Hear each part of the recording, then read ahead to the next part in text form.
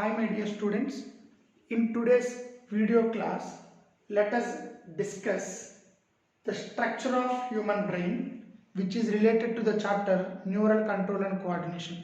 I think Sir might have explained you the structure of neurons, types of neurons and all.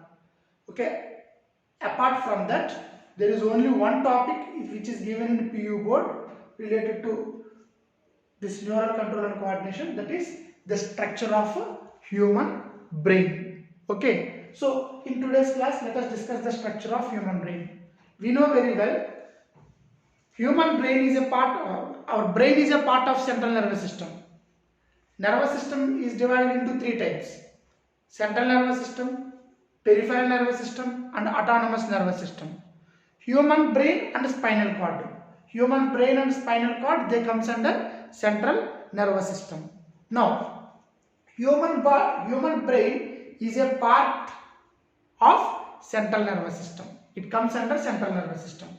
And the human brain is completely protected inside a bony box. There is a box-like structure which is made up of bones. The entire brain, the entire human brain is protected inside a bony box, bony case, that is called skull. That is called skull. Now, the brain is covered by three protective layers. The brain is covered by three protective layers. Those protective layers are called cranial meninges. First, what I told you, the entire bone is protected inside a bony case. That bony case is called what? Skull. Now, the entire brain is protected by, covered by three layers. Those three layers are called cranial meninges. What are those three layers? First, durameter.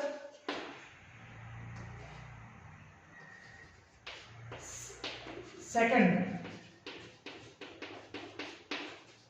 arachnoid membrane.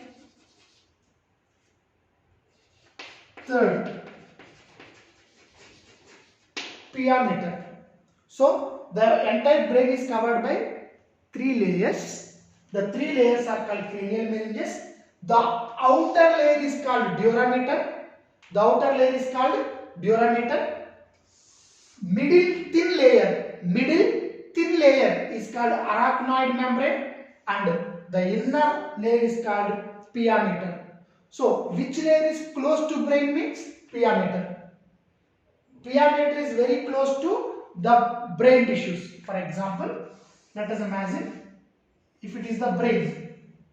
It is covered by how many layers? Three layers. 1, 2, 3. Actually, this is the brain. The brain is covered by three cranial meninges. The outer one, this is called durameter. The inner one is called arachnoid membrane. Sorry, the middle one is called arachnoid membrane, and the inner one is called pia. From outside, DAP. From inside, PAD. Now, which layer is close to brain? This is the brain. So, which layer is close to brain? Pia is close to brain. And the main function of these three, cranial meninges is to protect the brain. The main function of those three meninges is to protect the brain. Now, let us enter into the structure of the brain. Human brain is divided into three regions. Human brain is mainly divided into three regions: forebrain,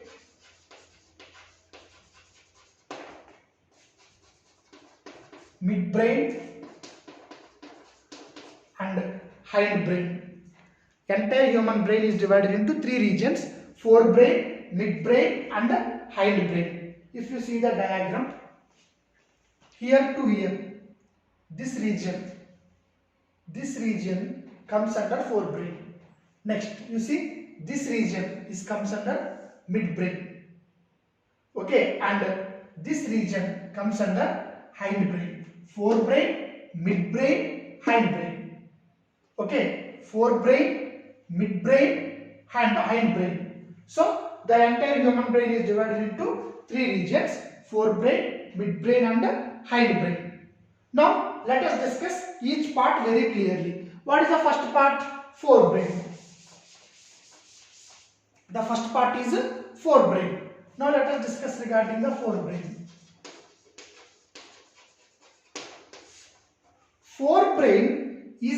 Forebrain mainly composed of, forebrain mainly consists of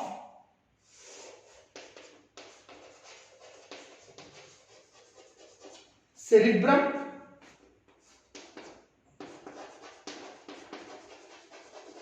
thalamus and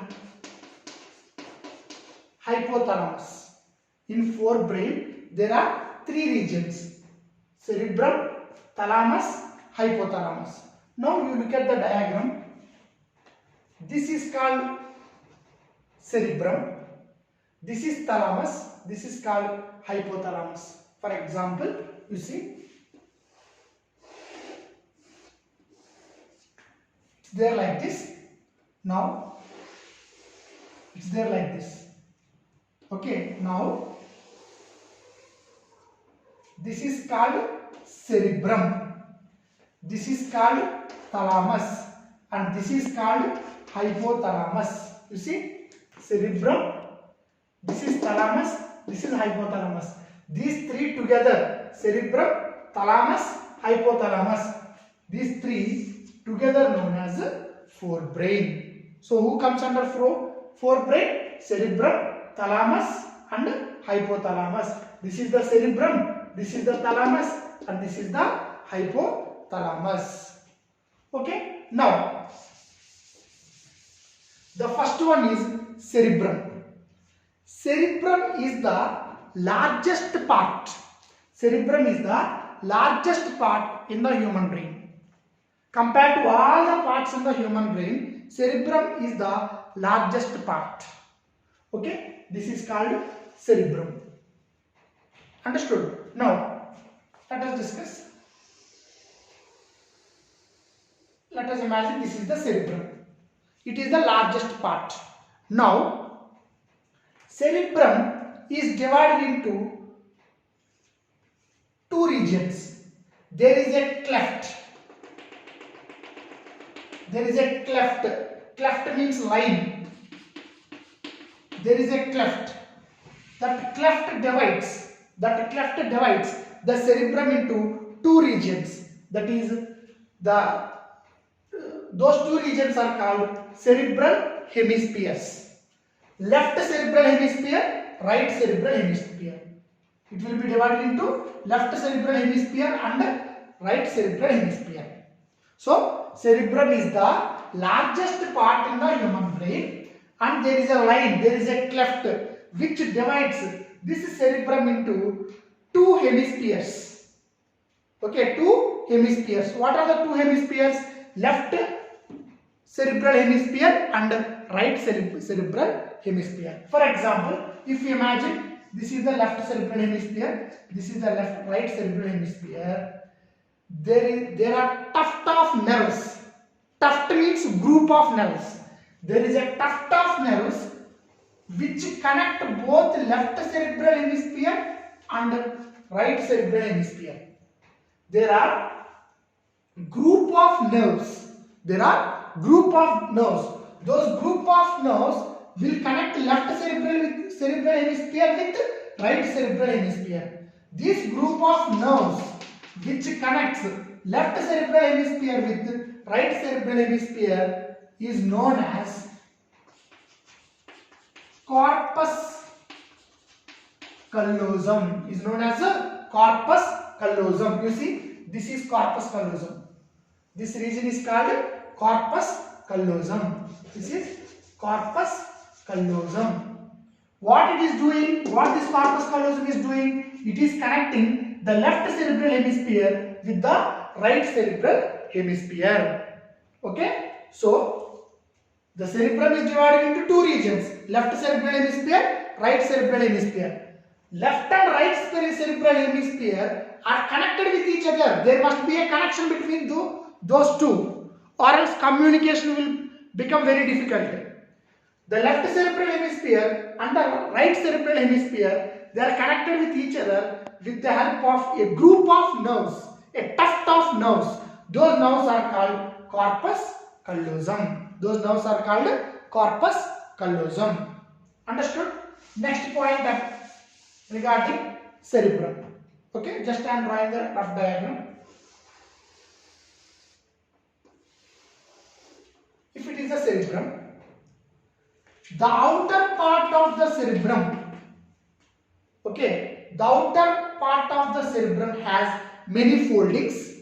The outer part of the cerebrum has many foldings, and this is called, the outer part is known as cerebral cortex.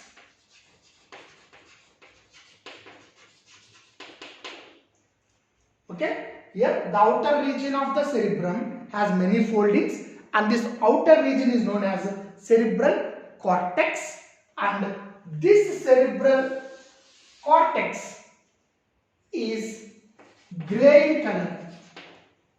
This cerebral cortex is grey in color. That's why it is also known as grey matter. That's why it is also known as grey matter. Why it is grey in color, I will say later. Okay. In further points, I will say why cerebral cortex is grey in color. So what I wanted to say here is the outer part of the cerebral cortex. The outer part of the cerebral cortex has many foldings, and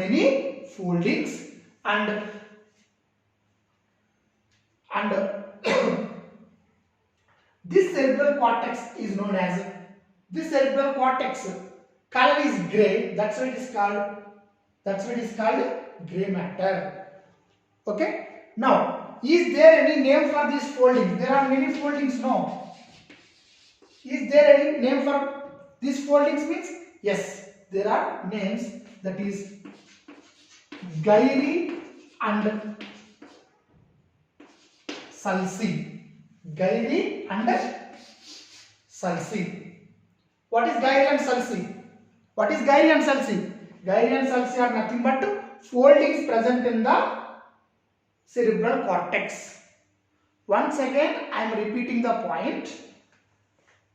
The outer region of the cerebrum has many foldings. Okay? The outer region of the cerebrum is called what? Cerebral cortex. The outer region of the cerebrum is called what? Cerebral cortex. Second point. This cerebral cortex has many foldings. What is the name of those foldings? Gyri and sulci. Why this gyri and sulci? Why these foldings present? Means if these foldings are there, the surface area will be more. If the surface area is more, this region can accommodate. It can provide more space for more neurons. It will provide space for more neurons. That is the reason. So, the outer region of the cerebrum is called cerebral cortex. First point. And second one, this cerebral cortex region has many foldings. Those foldings are called gyri and sulci. Why these foldings are present? What is the function? These foldings will increase the surface area of the cerebral cortex, so that cerebral cortex can accommodate. It will provide space for more neurons. Okay? And third point, what I told you, the cerebral cortex is grey in color. The cerebral cortex is grey in color. That's why this is also known as grey matter. This is also known as grey matter. Now, what is the main function of this cerebral cortex? What is the main function of the cerebral cortex? This cerebral cortex, okay, contains regions. The cerebral cortex contains regions. Those are sensory areas. The cerebral cortex contains sensory areas, motor areas, sensory areas, motor areas and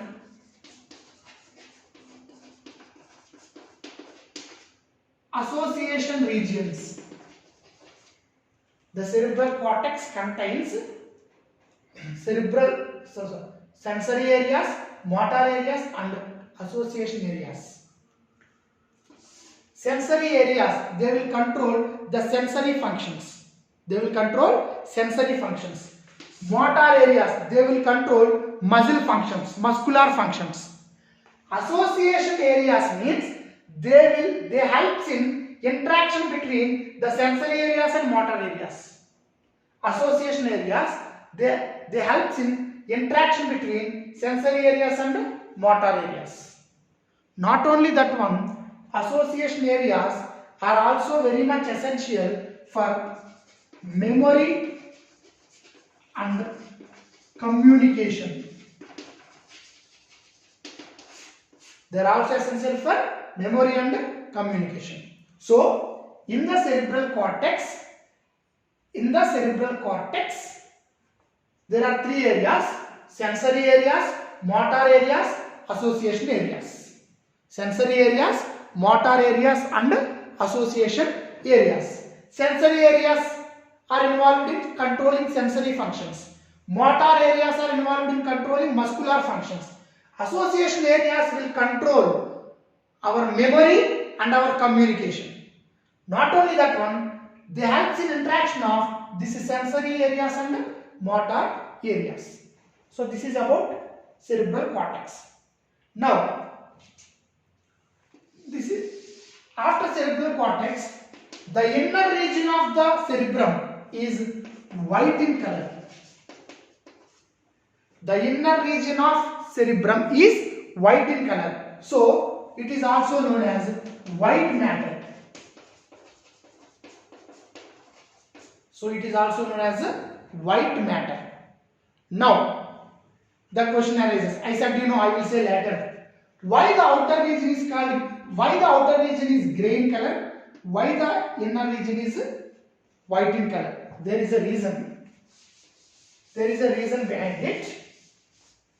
Generally, in the brain, who will be present? Neurons will be present. No? Neurons has two regions: cyton and axon.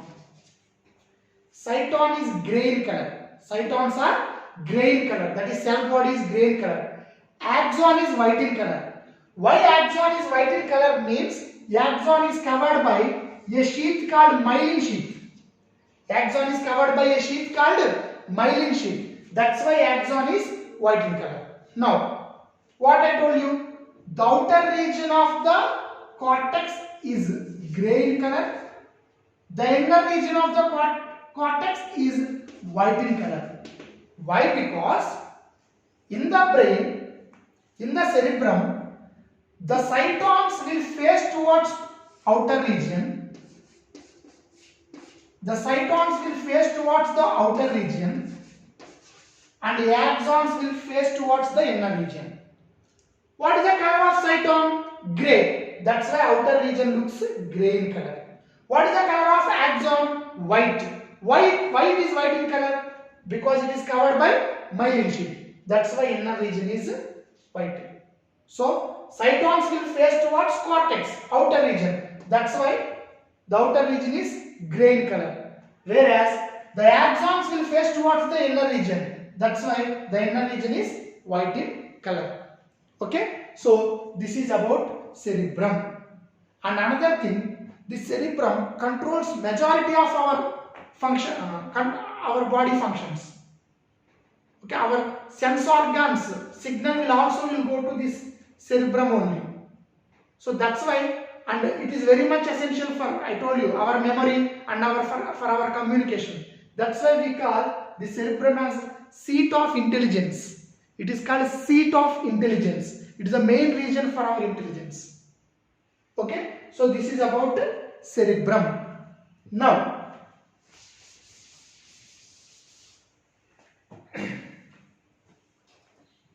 what is thalamus?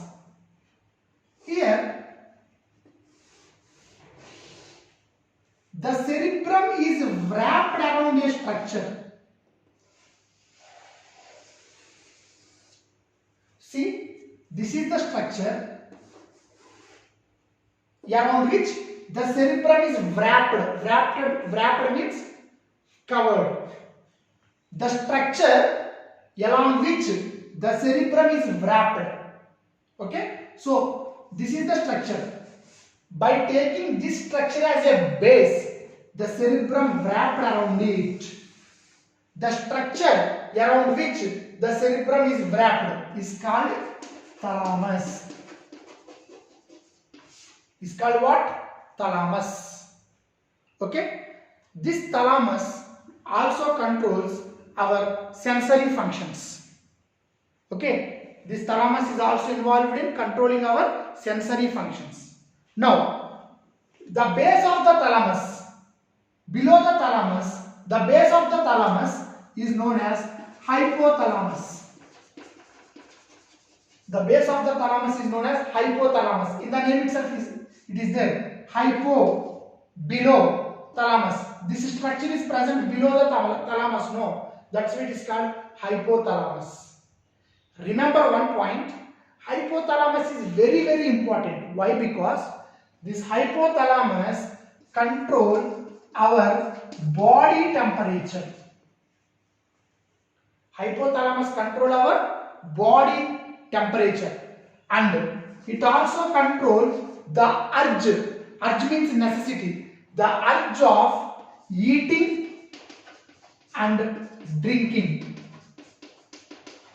The urge of eating and drinking. Our body temperature is under the control of thalamus. Thalamus will control our body temperature. We will feel hunger. Why we are getting that hunger signal? It is because of hypothalamus. And we will drink water when we feel thirsty. Who is giving signal to drink water when we feel thirsty? Hypothalamus. In before last year NEET question paper, this question was asked.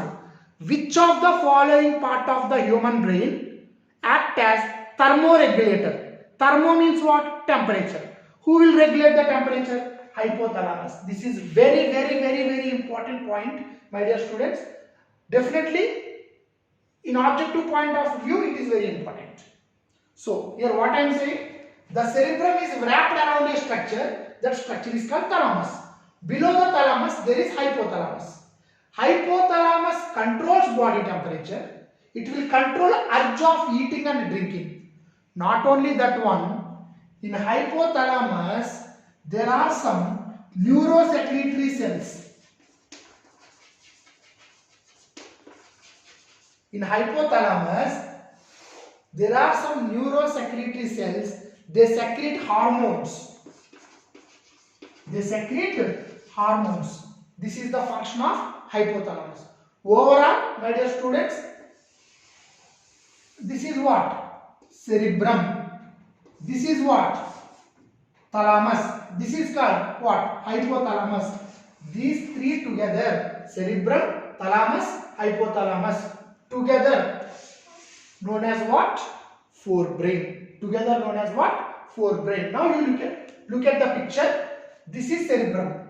You see, this is thalamus. Around this only cerebrum is wrapped. This is called thalamus. This is called hypothalamus. Base of the thalamus. Cerebrum, thalamus, hypothalamus. These three together known as what? Forebrain. Understood? Those three together known as forebrain. Now, next important point related to cerebrum. It's very important.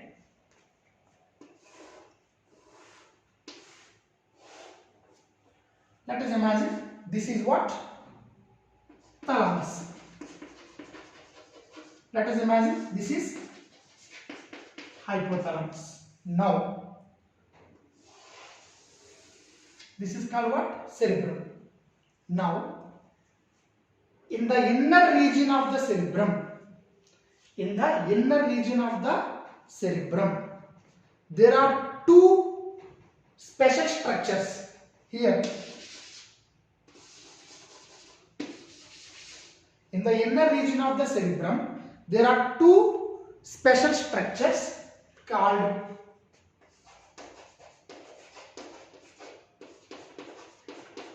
amygdala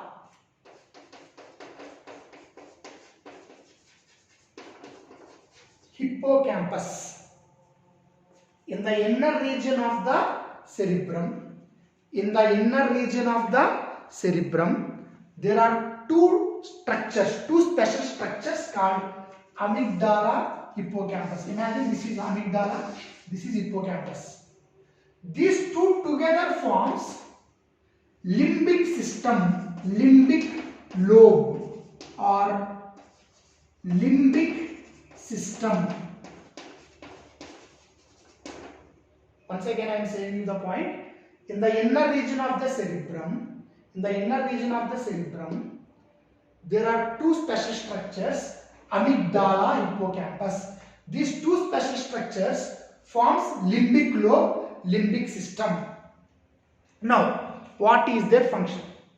This limbic system, along with hypothalamus, it won't work alone. It will work along with hypothalamus. Limbic system, along with hypothalamus, will control our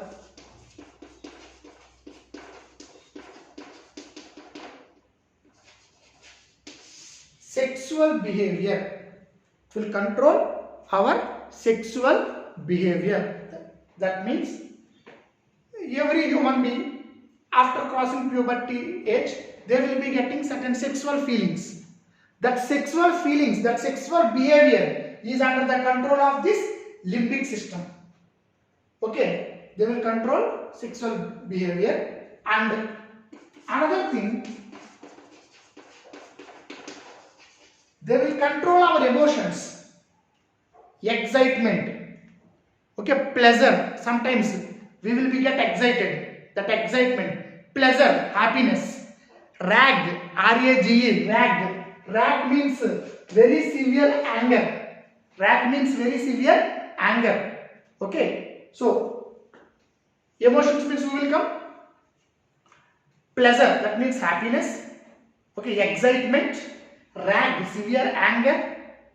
Okay, certain depressions and fear. All these comes under emotions. These emotions are under the control of limbic system along with hypothalamus. Not only that one, this limbic system also control motivation. Sometimes if any of your favorite lecturer give any motivational speech, your hair will become erect, you will be excited. Or if any motivational scene comes in movie, or if you see any motivational video, or if anyone gave motivational speech, you will be get motivated. That motivation is because of the limbic system. So once again, I will say the point. In the inner part of the cerebrum, there are two special structures, amygdala, hippocampus. This amygdala and hippocampus together known as limbic lobe or limbic system. This limbic lobe, along with hypothalamus, alone they can't control. Along with hypothalamus, they will control our sexual behavior, that is sexual feelings. They will control our emotions like pleasure, excitement, rag, fear, and they will control our motivation. Okay, so this is about overall forebrain. I told you, human brain is divided into forebrain, midbrain, hindbrain. So this is about forebrain. Forebrain consists of cerebrum, cerebrum, thalamus and hypothalamus. Okay, now let us discuss regarding the midbrain.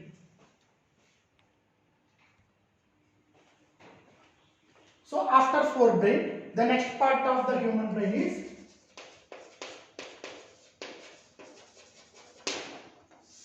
midbrain. Okay, the midbrain is present between forebrain and hindbrain. That's why it is called midbrain. Midbrain is present between forebrain and hindbrain. You see, this is forebrain, this is hindbrain. So this will be midbrain. This region will be midbrain. Okay, now I simply told you it is present between forebrain and hindbrain. In between which part of forebrain and which part of hindbrain it is present? Let us see. So this is cerebrum, thalamus, and this is hypothalamus. Okay. Then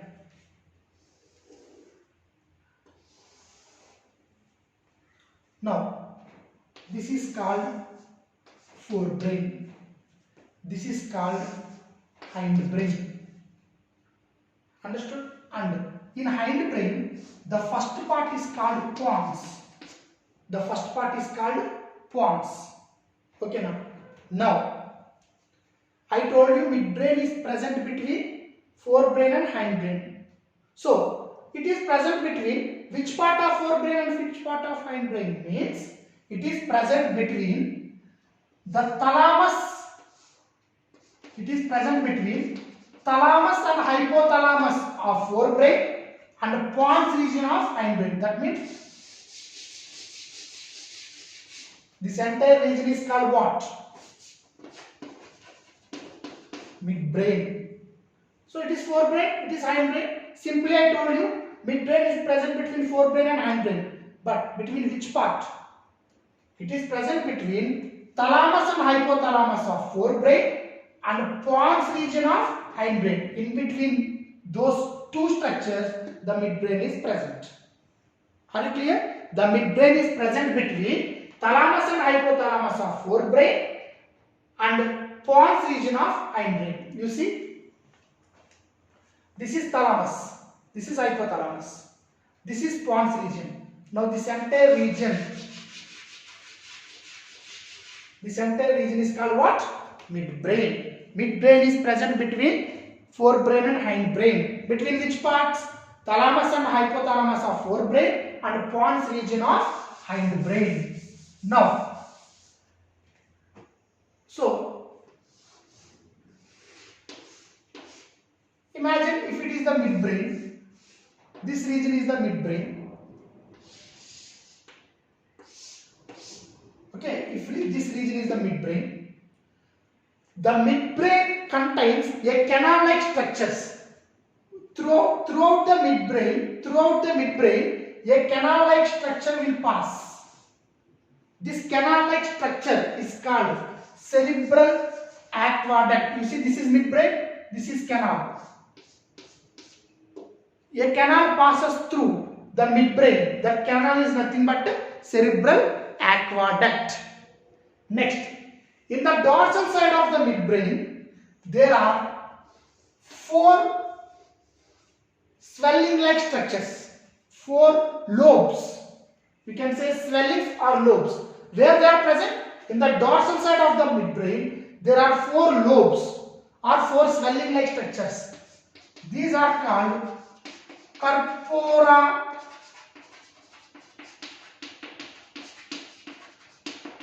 quadrigemina. These are called corpora quadrigemina.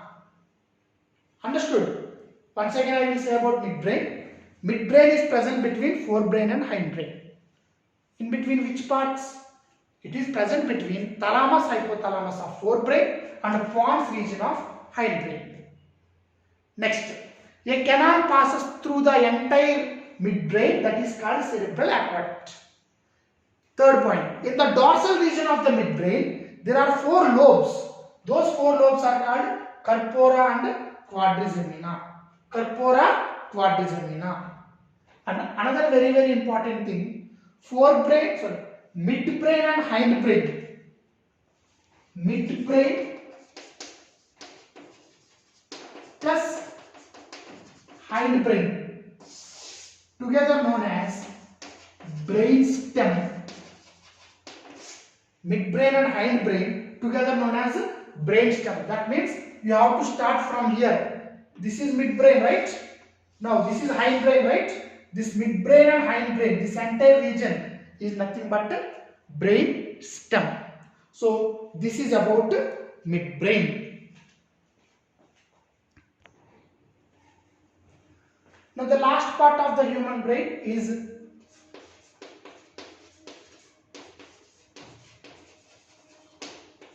hindbrain. Hindbrain mainly consists of 3 regions: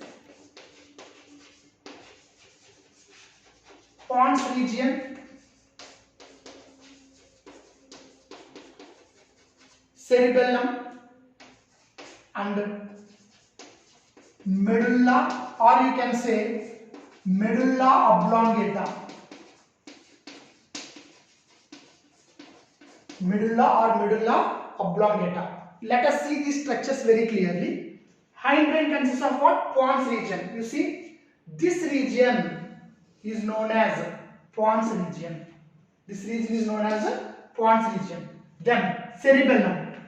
This region, this entire region is known as cerebellum. I wrote no a circle shaped structure. I wrote no. This is called cerebellum. Then medulla oblongata. So this structure is known as medulla oblongata. So pons region, this is pons region, and this region is called cerebellum, and this region is called medulla oblongata. Now, what is the main function of pons region? In this pons region, there are neurons which have connection with the entire brain. Pons region have a tuft of neurons. Pons region have a tuft of neurons, a group of neurons. This group of neurons will have connection with the entire brain. Not only with forebrain, not only with midbrain, not only with hindbrain. They have connection with many regions of the brain. So, pons region contains a tuft of neurons which have connection with many regions of the brain. Next, cerebellum. So, this region is called cerebellum. And just like cerebrum, I think I told one point while explaining about cerebrum. It has many foldings, convulsions. We can say foldings, or you can say convulsions. Why the foldings are present? They will increase surface area so that it can accommodate more number of neurons. Same point will be applicable for cerebellum also. Cerebellum has many foldings which increases the surface area so that it can accommodate more number of neurons. And the main function of cerebellum is it will maintain equilibrium. It will maintain our body balance. That is nothing but equilibrium. Okay? After cerebellum, there is medulla or medulla oblongata. The main function of medulla oblongata, it will control our respiration. Our respiration is under the control of medulla oblongata, and it will control our cardiovascular reflexes. Very, very important for NEET. Cardiovascular reflexes means it will control our heart functioning and our blood vessels functioning. Third, it will control our gastric secretions. It will control our gastric secretions. That means in our stomach gastric glands will be there. Those gastric glands will control gastric juice. The gastric glands function is under the control of medulla oblongata. And this medulla oblongata continues as spinal cord. Medulla oblongata continues as spinal cord. And while explaining about midbrain, I told you one point. That is, midbrain and hindbrain together forms brainstem. But here there is one exception. Midbrain and hindbrain forms brainstem. But cerebellum is not involved in that.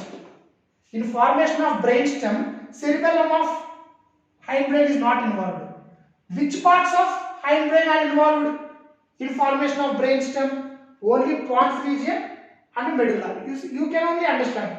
Why? Because cerebellum is present towards the sides. So this is brainstem. Who is involved in that? Midbrain and hindbrain. In hindbrain, which parts are involved in formation of brainstem? Pons region and medulla only. Cerebellum is not involved in formation of brainstem. So once again I will say, hindbrain consists of three regions: pons region, cerebellum, medulla oblongata. This is pons region. This is pons region. This is cerebellum. This is medulla oblongata. Pons region has neurons which have connection with entire brain. Cerebellum, this is cerebellum. It has many foldings to increase the surface area so that it can accommodate more neurons, and its main function is it will control equilibrium, body balance. Then medulla or medulla oblongata, it will control respiration, cardiovascular reflexes, gastric secretions. And medulla oblongata continues as spinal cord. Which parts of hindbrain are involved in formation of brainstem? 3 parts are there, but in brainstem formation only pons region, medulla are involved because cerebellum is present towards sides. Okay, so this is about the structure of human brain. It is very important for NEET. Every year definitely there will be one question from the structure of human brain. So with this, neural control and coordination chapter is finished. In that entire chapter, structure of human brain is very important for CET as well as for NEET. Okay, my dear students, thank you. Have a nice day.